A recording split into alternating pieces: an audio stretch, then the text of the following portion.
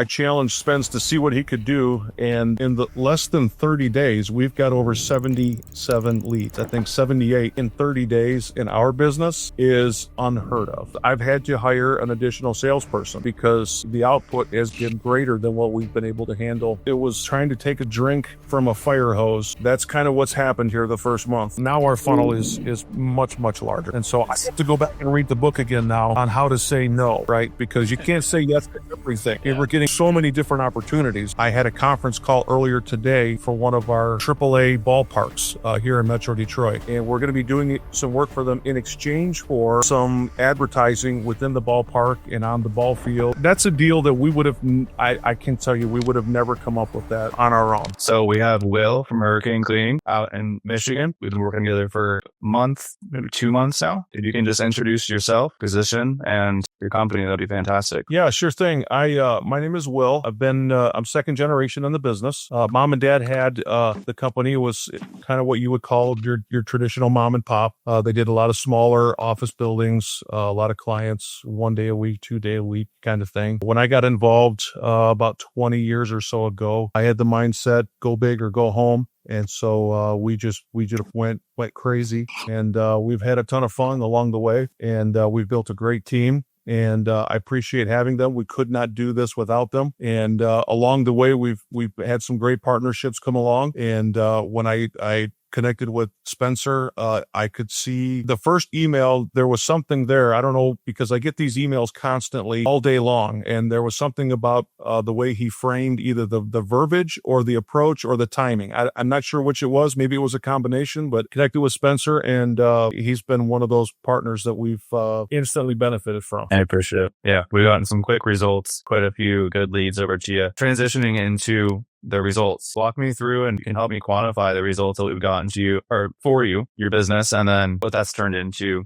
and also the pipeline it has turned into. Well, so years ago, I heard a phrase. It was talking about trying to take a drink from a fire hose. And so being a Gen Xer, I grew up drinking from the water hose outside in the backyard instead of coming in the house because we were all dirty. But imagine if that was a fire hose. That's kind of what's happened here the first month. And so it is a joyful, I don't want to use the word pain, but trying to keep up had been a little bit of our challenge. And I was a little bit arrogant maybe when I challenged Spence to see what he could do. And in the less than 30 days, we've got over 77 leads. I think 78. I just checked before we got on the call here. In 30 days in our business is unheard of. And so if I had to take a guess, I would say I had several meetings with folks. When I say several, I mean we had a couple of dozen follow-throughs with folks. A lot of our particular niche in the marketplace kind of lends itself more to a little bit of a longer lead. So we're asking these folks to spend, anywhere between $30,000 and $60,000 a year. So those are decisions that they typically will make on a dime. And so, but what has happened is we are in the pipeline on just about every single meeting that we've had. I had a conference call earlier today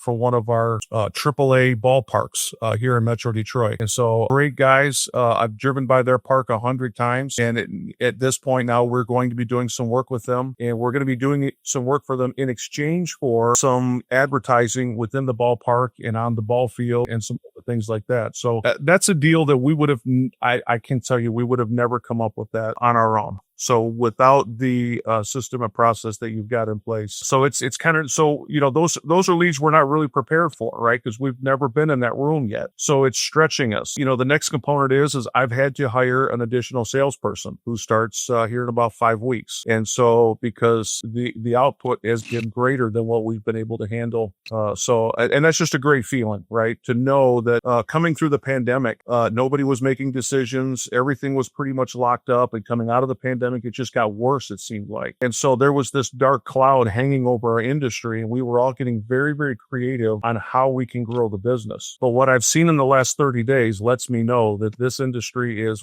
alive and well, and there is a ton of business out there if you're ready and willing to go after it. Appreciate it.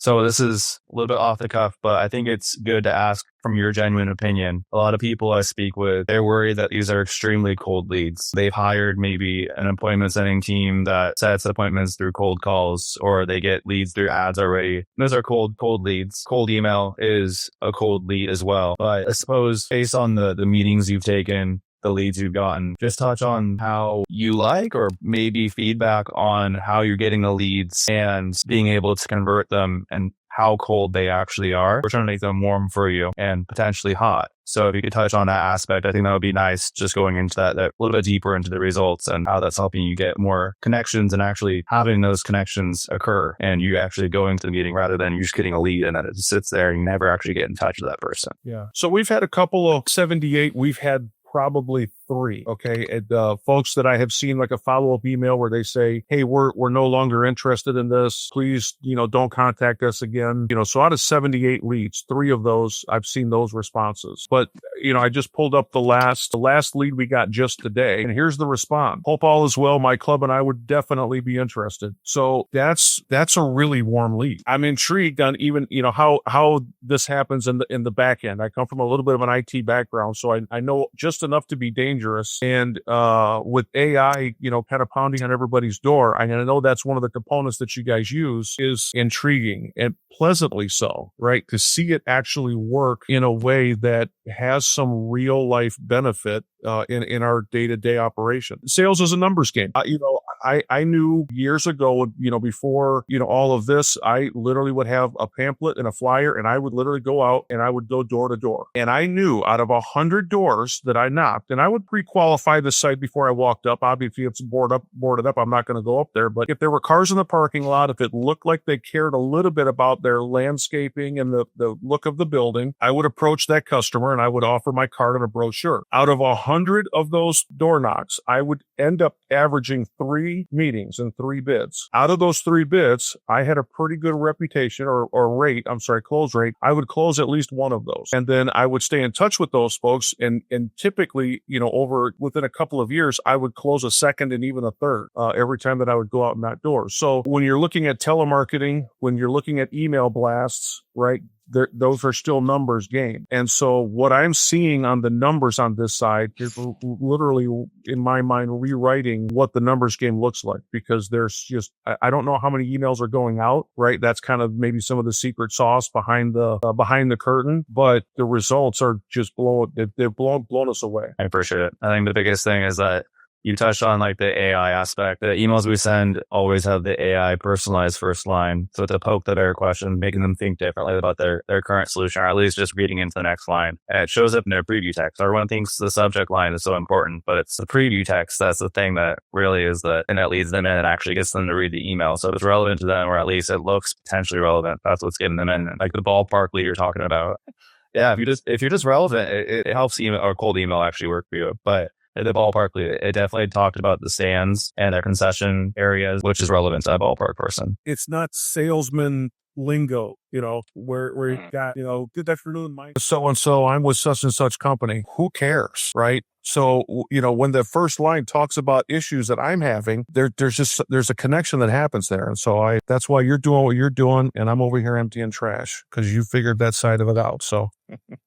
I love it. Awesome. And then talk about the impact. What has this made? I know you touched on you've had to hire another salesperson, kind of change your opinion around getting leads for your services. But yeah, just walk me through like the overall impact. You can take that whatever way you want to. It's still early, right? So, the ROI, we're not there yet. And so, but having some generational experience in this business, having grown it to, new levels on an annual basis, having gone through the pandemic, which forced us all to reinvent ourselves over and over again. What I see in this, if it's done nothing else at this point, it has re-energized my thinking about services that we can provide. So, because some of these folks are looking for wall washing, and some of these folks are looking, it's a sub shop or it's a sandwich shop downtown Detroit. And so they've got some walls that they need cleaned and they want to get their hoods cleaned. And, we don't really do some of that stuff, but it's starting the conversation around things that we are comfortable doing.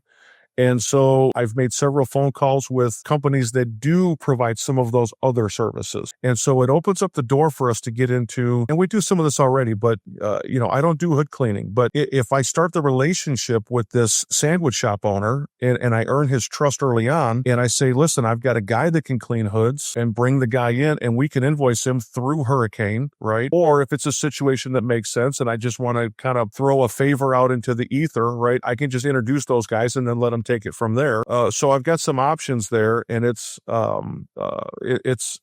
interesting. We talked about the ballpark, right? So our bread and butter is contract cleaning.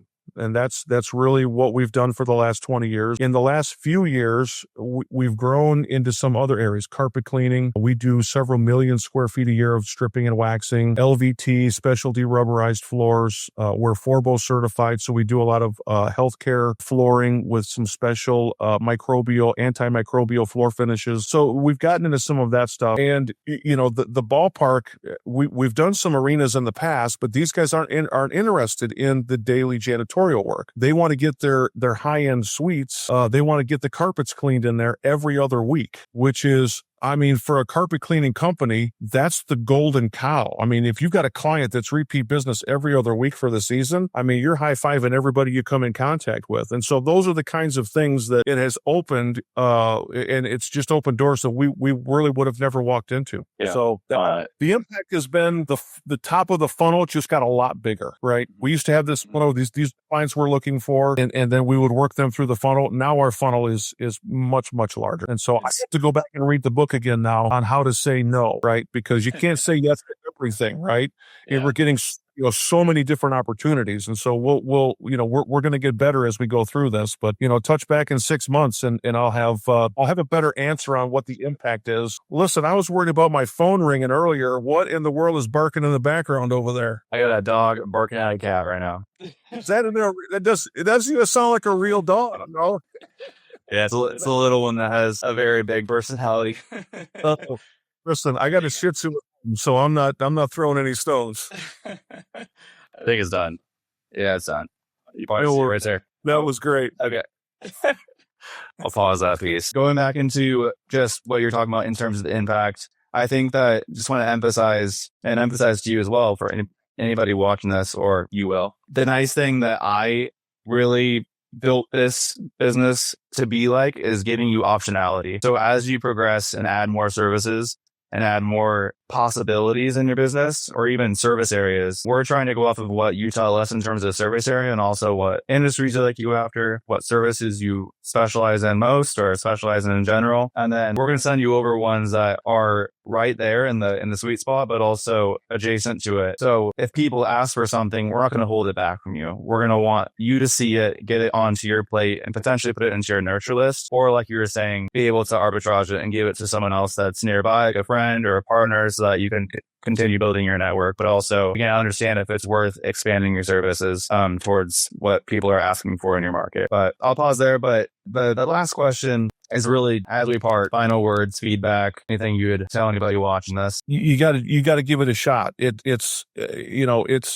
I've hired marketing companies in the past, and I think you and I talked early on. And so we've done the whole, paid $100 per qualified lead. I've done up to $600 per qualified lead, and we've had great success there. We closed every single one of those leads. The problem is that's not a sustainable business model for the person generating the leads. And so because they're spending so much money trying to find those leads. And so, that side of the marketplace has always been, we've had some guys, and I'm trying to think of the names. I don't know if it's okay to mention names on here, but they're not coming to mind right now. But if I was able to do a little bit of research, I could give you the names of guys that we worked with for 6 and 8 months at a time. And, we had a great return, but we were looking for 5-day-a-week clients that were looking to make a change. Now that is about as specific as it gets, right? And so It's very difficult, and there's nobody out there that can sustain a business model providing that.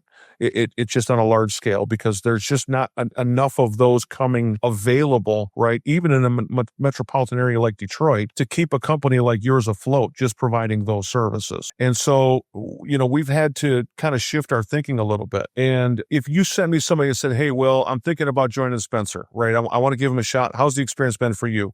I'm going to say, listen, you're going to spend the money one way or the other. This, from my opinion, has been even though we haven't earned back, right, in contracts what we've spent so far, there's no doubt in my mind that we will. And so I set it on auto pay on my American Express card. So it's if the 15th of every month, it's just going to go and just keep going. And so what we're spending a year with Spencer on this is 1/3, even less than that, 1/4 of the cost of a full-time salesperson. And so that's value you just can't, it's hard to put a price tag on that, right? Except knowing that, you're going to spend 6 figures on a qualified salesperson that has a good network in your area, right? It's going to be a 6-figure guy at least, right? Mm-hmm.